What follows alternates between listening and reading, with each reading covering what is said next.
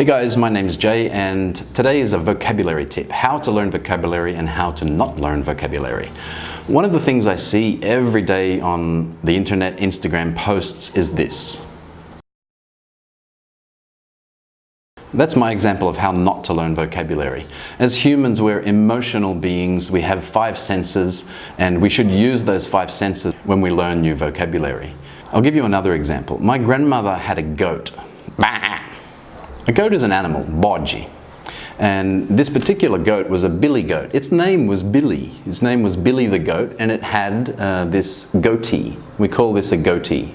I sport a goatee here. It's a bit grey, and it looks like a T. It has the shape of a T. It comes down from the chin here. And Billy the billy goat really stank. I mean, it smelled really bad.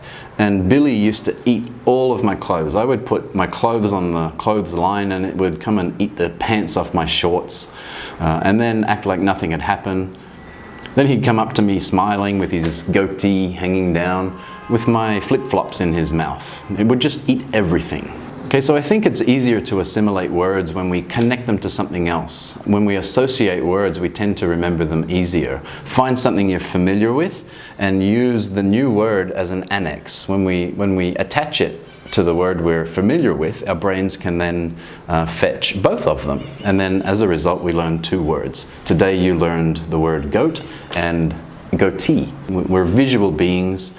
The written language for me is something a little bit unnatural. In English, we didn't even start writing English until many hundreds of years after we began speaking.